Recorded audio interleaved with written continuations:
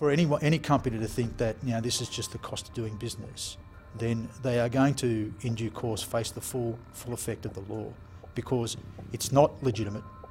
There's the companies themselves and their CEOs.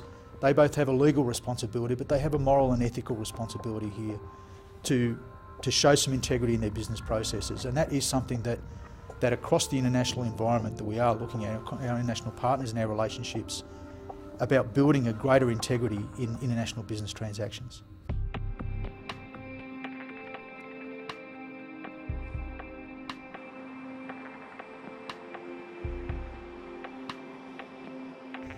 If we could be in a situation where companies recognise issues either within their own agencies or they are aware of something's happening and they look to work with us at an earlier phase, I think that can be considered part of success.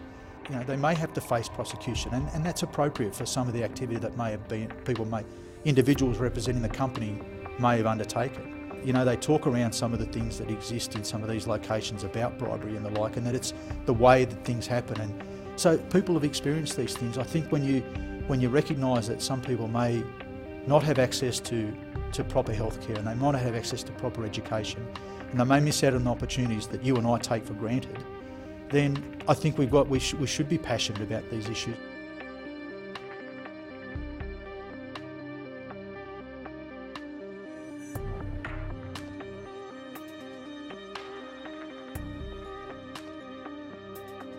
I think incentivising any sort of scheme where people are prepared to come forward is a positive.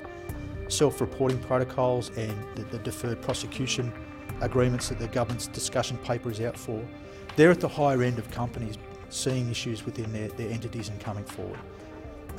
If we can, whistleblowers are the key to many of our investigations. It starts with evidence generally from somebody or information from someone.